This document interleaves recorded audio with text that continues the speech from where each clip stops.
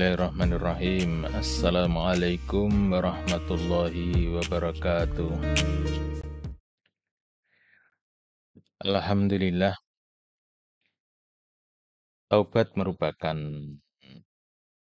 kebiasaan orang yang baik.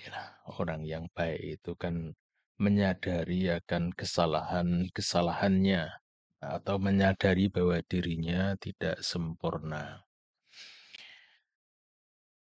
Jadi bab tentang taubat ini di dalam Riyadhus Shalihin itu ada satu bab tersendiri setelah bab tentang ikhlas ya.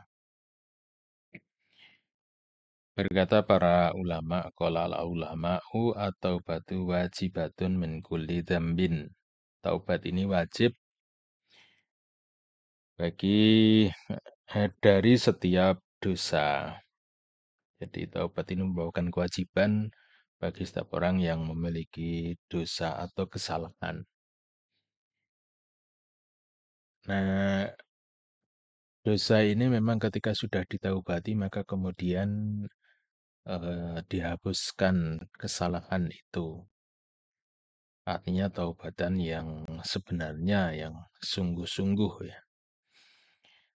Nah, kemudian kalau dosa itu kemudian tidak ditaubati, tidak disempurnakan taubatnya, sampai di alam kubur, maka sampai meninggal, maka kemudian ini menjadi beban nantinya di alam kubur, tapi masih ada kesempatan di alam barzah itu untuk mendapatkan ampunan, misalnya dimaafkan, atau mungkin kalaulah ada yang bisa diselesaikan oleh keluarganya, kemudian diselesaikan oleh anak keturunannya, keluarganya. Nah, ini akan selesai di alam barzah. Tetapi kalau misalnya di alam barzah ini juga tidak selesai, maka akan dibawa sampai ke akhirat. Nah, di akhirat nanti masih ada kesempatan, yaitu ketika orang itu dibersihkan di neraka. Jadi ada 3 kesempatan ya, kesempatan dunia, kesempatan alam kubur, dan kesempatan di akhirat. Nah, kesempatan di akhirat itulah ketika orang dimasukkan ke dalam neraka membersihkan dosa-dosanya. Nah, sehingga bagi orang yang beriman, neraka pun sebenarnya merupakan rahmat Allah. Artinya untuk membersihkan dosa-dosa yang terbawa sampai ke akhirat. Tapi sudah barang tentu kita sangat berharap bahwa dosa itu selesai di dunia. Atau taruhlah sampai di bawah alam kubur, di alam kubur pun selesai. Gitu. Fa'inkan hatil maksiatu bainal abdi wa bainallahi ta'ala. Dan jika kemaksiatan itu merupakan kemaksiatan antara seorang hamba, seorang manusia dengan Allah Ta'ala, la tata'allaku bihaqi adamiyin, tidak ada kaitannya dengan hak Adam, walaha salah satu syurutin. Maka ada 3 syarat untuk taubat itu, supaya taubat itu diterima. Haduha, yang pertama adalah ayayuk li'a anil maksiyah, yaitu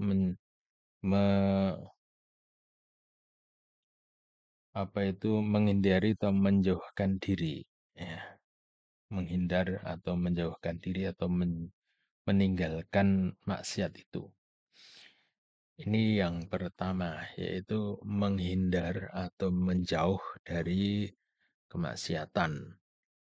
Jadi tidak hanya meninggalkan, tapi juga menjauh dari kemaksiatan. Loh, mana menjauh dengan meninggalkan, mana yang lebih kuat ya? Ya kalau meninggalkan tanpa menjauhi ini nanti dikhawatirkan akan tergoda untuk melakukan lagi itu kemaksiatan itu. Oleh karena itulah kemudian dia mesti menghindari dan menjauhkan diri.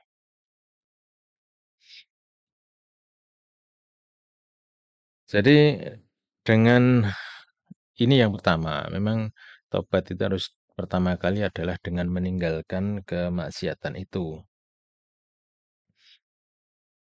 Eee, Berhenti ya dari satu kemaksiatan, walaupun memang tergantung, mmm, model jenisnya itu apa. Memang kemaksiatan ada yang bisa seketika langsung ditinggalkan, ada kemaksiatan yang memiliki dampak, ketergantungan atau ketagihan ya. Dan ini memang membutuhkan terapi tersendiri untuk menyelesaikannya. Misalnya ada orang yang menjadi peminum minuman keras sampai tingkat ketergantungan. Nah, itu kalau menghentikannya memang butuh satu terapi atau proses ya. Dan ahlinya yang bisa menjelaskan ya. Tapi mestinya ada satu proses, mungkin ya kadarnya dikurangi secara bertahap atau bagaimana terapi-terapinya, kita tidak menguasai di situ.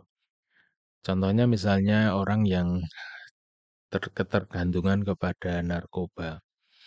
Nah, untuk menghentikannya dibutuhkan satu rehabilitasi. Jadi mengembalikan, memutus dia dari narkoba itu. Nah, sudah barang tentu ini satu perjuangan yang berat, tapi disitulah memang taubat sendiri merupakan satu keistimewaan ya. Orang yang mau bertaubat itu memang merupakan satu eh, perbuatan yang luar biasa yang nilainya tinggi. Nah, sehingga memang butuh perjuangan yang cukup berat ya. Kemudian yang kedua, watani ayan dama ala fi'liha, yakni menyesal atas perbuatan maksiat itu. Kalau hanya sekedar berhenti tanpa diiringi dengan penyesalan, nah, ini artinya tidak menganggap itu sebagai satu kemaksiatan, hanya berhenti saja. Nah, bisa jadi berhentinya bukan karena faktor mau taubat, tapi bisa karena memang hilang kemampuan untuk melakukan maksiat itu. Bisa karena kemampuan fisiknya, bisa juga karena kemampuan finansialnya.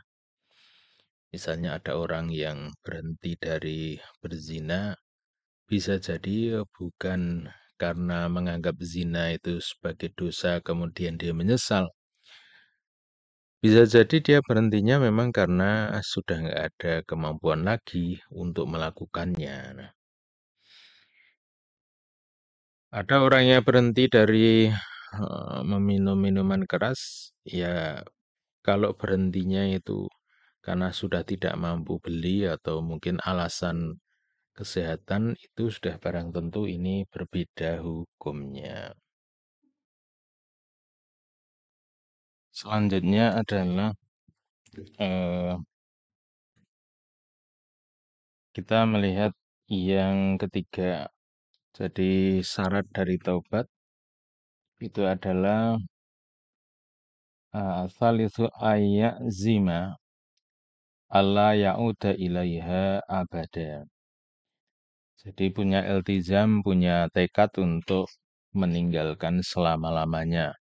Jadi namanya tobat itu bukan di manage atau direncanakan ya. Misalnya ada orang yang punya rencana melakukan korupsi 100 juta, nanti yang 10% atau 20% akan disodakohkan. Nah, ini nggak bisa.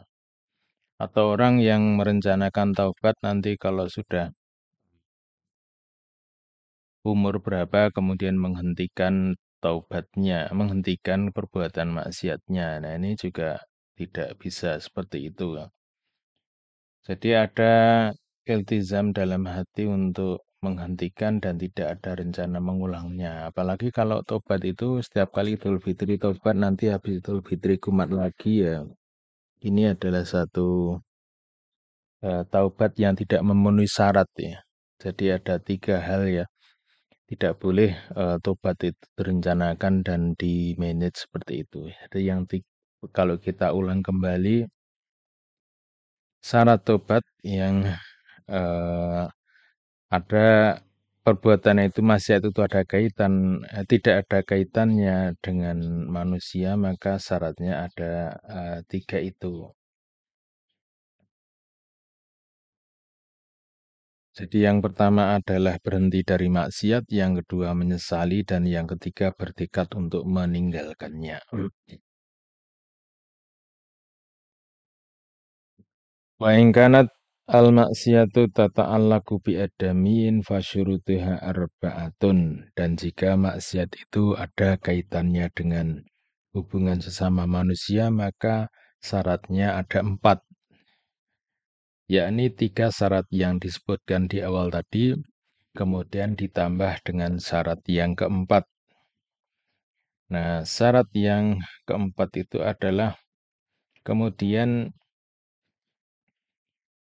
dia memenuhi hak-hak kepada sesama manusia. Misalnya, kalau ini adalah kaitannya dengan qadzaf, maka dia mesti mengembalikan nama baik orang yang diberitakan buruk. Qadzaf itu artinya memberitakan orang, menuduh satu perbuatan keji kepada seseorang. Maka kemudian taubatnya itu harus disertai dengan mengembalikan rehabilitasi nama baiknya. Dan kemudian dia meminta maaf kepada orang yang bersangkutan. Wa in kanat ghibatan istahallahu minha. Jika berkaitan dengan ghibah, maka kemudian meminta kehalalannya. Tapi berkaitan dengan ghibah ini memang ada dua kemungkinan ya. Ada dua cara. Karena tidak mesti ketika gibah ini kemudian orang yang digibai ini didatangi kemudian meminta maaf, tidak mesti dampaknya positif, bisa jadi malah negatif. Karena orang yang digibai ini kan tidak tahu kalau sedang diceritakan keburukannya. Beda dengan qadzaf tadi ya, qadzaf ini memang orang yang melakukan satu perbuatan, dia orang baik kemudian diberitakan dilontarkan kepada dia tuduhan keji. Sedangkan kalau ghibah ini adalah orang yang melakukan keburukan kemudian diceritakan tentang keburukannya. Tapi sebenarnya orang yang bersangkutan tidak tahu. Nah, sehingga ketika hal ini diberitahukan bisa jadi maka dua orang ini akan jadi putus hubungan. Putus silaturahimnya karena ternyata kepercayaan selama ini dikhianati. Nah, sehingga bisa jadi ghibah itu tidak perlu diceritakan, tidak perlu minta maaf dengan menyebutkan tentang perbuatan ghibahnya itu. Tetapi cukuplah dengan menyambung silaturahim dan meminta maaf tanpa menjelaskan apa kesalahannya. Ini lebih baik dalam rangka menjaga hubungan silaturahim. Nah, kemudian diikuti dengan istighfar ya, karena memang ghibah ini kan memang merupakan perbuatan dosa yang disebutkan di dalam Al-Quran. Ya, kita mesti minta ampun, mohon maaf, minta ampun kepada Allah, tapi kepada orang yang bersangkutan bisa dengan cara yang seperti itu. Wajibu ayatuba min jami'i dzunubi fa in taba min ba'diha sahhat. Dan diwajibkan untuk bertaubat atas segala kesalahan, segala dosa. Dan jika bertaubat dari sebagiannya maka itu sah. Jadi mentaubati sebagiannya itu adalah sah.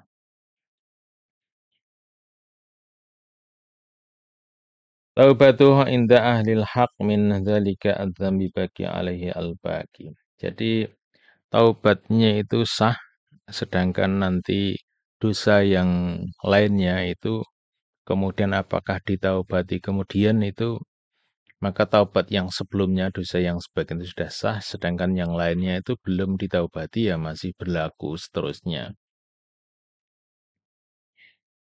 Inilah penjelasan tentang taubat yang dijelaskan oleh para ulama. Bagaimana tentang kita bertaubat, memperbaiki diri, berbenah diri. Pada dasarnya setiap orang itu ketika berinteraksi dengan sesama, pasti yang namanya ghibah, namanya qadzaf, namanya perselisihan itu wajar terjadi. Kadang salah kata, salah perbuatan, nah itu sudah sewajarnya, ya, sudah lazimnya. Kalau kepengen tidak ada semuanya itu ya tidak pernah bertemu dengan manusia, tapi ini kan tidak mungkin nih. Jadi interaksi sosial pasti akan melahirkan semuanya itu. Nah, sebaik-baik orang yang bersalah sudah barang itu adalah berusaha memperbaiki hubungan dan memperbaiki diri. Bukannya memperbaiki hubungan saja, tapi juga berusaha untuk memperbaiki dirinya. Ya, sebagian orang punya prinsip, saya nggak mau punya dosa kepada orang lain, nggak punya salah kepada orang lain, sehingga dia menutup diri dan tidak bergaul. Ini juga keliru. Justru Islam mengajarkan kepada kita untuk banyak berinteraksi, bersosialisasi. Ya, hitungannya hitung untung rugi lah. Ya, insya Allah berinteraksi itu masih banyak untungnya lah. Namanya orang berjualan pasti ada saatnya merugi. Mengambil mungkin kulaan satu mobil eh, mangga atau sayur gitu ya. Nah, sudah barang itu dari 100, kok 100 ya, mungkin 500 kilo. Nah, ada 20 kilo yang menjadi busuk atau ketika gula sudah busuk. Nah, tapi itu tidak kemudian kita katakan usahanya merugi karena untungnya itu masih banyak. Demikian juga dalam kehidupan kita, bergaul di tengah-tengah masyarakat pasti melahirkan berbagai hal yang mungkin suka atau tidak suka. Bisa jadi melahirkan kesalahan-kesalahan, tetapi kita siap untuk memperbaiki dan membenahi diri. Kan itulah cara kita yang diajarkan oleh agama kita. Sholat sendirian mungkin lebih tenang, lebih khusyuk, tapi sudah barang tentu sholat berjamaah itu yang lebih baik. Nah, oleh karena itu eh, kita selalu berbenah diri dan berusaha memperbaiki diri. Demikian, semoga bermanfaat bagi kita dan alhamdulillahirabbil alamin. Assalamualaikum warahmatullahi wabarakatuh.